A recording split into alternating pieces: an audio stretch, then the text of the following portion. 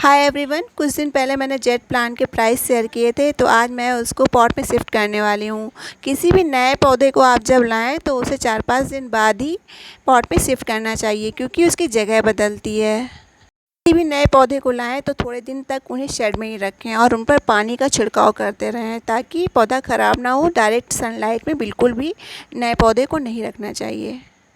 Jade plant का soil mixture सभी पौधों से थोड़ा अलग होता है, क्योंकि ये सक्यूलेंट फैमिली का पौधा होता है। तो आज आपको बताऊंगी कि इसके लिए कैसा सॉइल मिक्सचर बनाएं जिसमें इसकी ग्रोथ अच्छे से हो सके।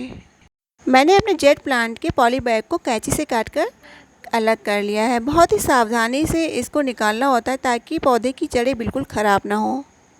पॉली बैग में थोड़ा सा कैंची से आप कट लगा दीजिए और फिर बहुत ही आसानी से ये निकल आता है और पौधा आपका ख़राब भी नहीं होता है।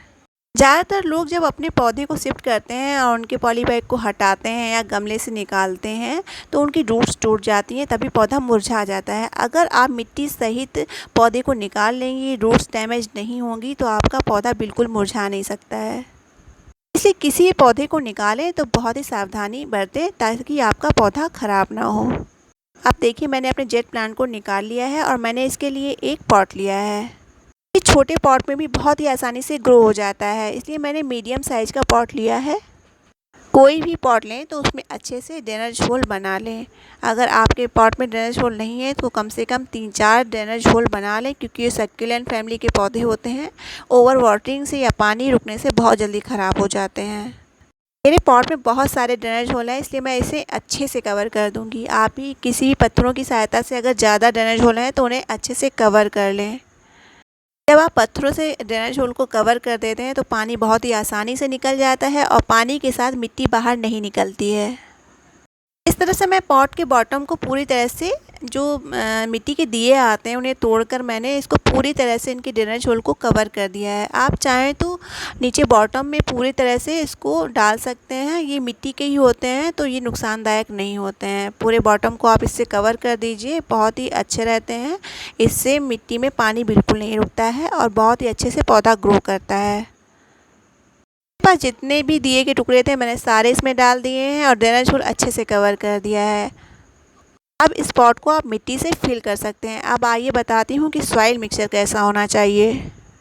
आपको सॉइल के 2 हिस्से लेने हैं। एक हिस्से में आपको आधा हिस्सा मिट्टी का लेना है और आधा हिस्सा खाद का लेना है, और दूसरे हिस्से में आपको एक हिस्सा सैंड लेना है और एक हिस्सा जो मोटी बजरी होती है उसको लेना है, क्योंकि मकान बनाने में यूज होती है। उसको आप ले सकते हैं, ये बहुत अच्छी रहती है इन पौधों के लिए। किसी भी सक्यूलेंट फैमिली के पौधे के लिए जब भी आप सॉइल मिक्सचर बनाएं तो इस तरह से बनाएं। इस तरह के मिट्टी में पानी नहीं रुकता है, पौधे बहुत अच्छी ग्रोथ करते हैं। अगर आपको किसी भी तरह की कटिंग लगानी है तब भी आप इसी तरीके का सॉइल मिक्सचर बनाएं। इस तरीके के सॉइल मिक्सचर में कटिंग भी बहुत अच्छे से ग्रो करती है।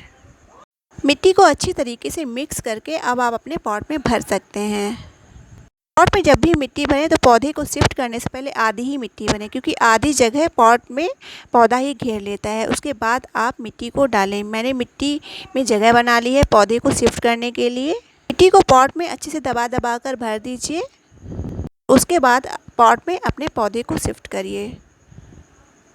पौधे को पॉट में शिफ्ट करने से पहले उसकी नीचे की साइड की जो मिट्टी होती है वो हटा दीजिए। इससे इनकी जड़ें खुल जाती हैं और जड़ों को मिट्टी में फैलने में आसानी रहती है। अब आप अपने पौधे को पॉट में शिफ्ट कर सकते हैं। पौधे को पॉट में शिफ्ट करने के बाद जो आसपास खाली जगह बच जाती है उसे मिट्टी से अच्छी तरीके से फिल कर दीजिए, क्योंकि वाटरिंग करने के बाद ये मिट्टी फिर से नीचे की तरफ बैठ जाती है। पौधे को शिफ्ट करने के बाद इसको 4-5 दिन आपको शेड में ही रखना है और इसमें अच्छे से वाटरिंग कर देनी है, जिससे जड़ें मिट्टी में बहुत ही अच्छे से फैल जाएं। पहली बार में जब आपको वाटरिंग करनी है तो बहुत ही अच्छे से वाटरिंग करनी है। उसके बाद जब ये पानी सोख ले मिट्टी तो आपको दूसरे-तीसरे दिन से हल्का पानी का छिड़काव करना है। ओवर वाटरिंग नहीं करनी है, इससे पौधे के ख़राब होने का डर रहता है। आई होप वीडियो पसंद आया होगा तो लाइक, शेयर और सब्सक्राइब कर लें। Bye friends.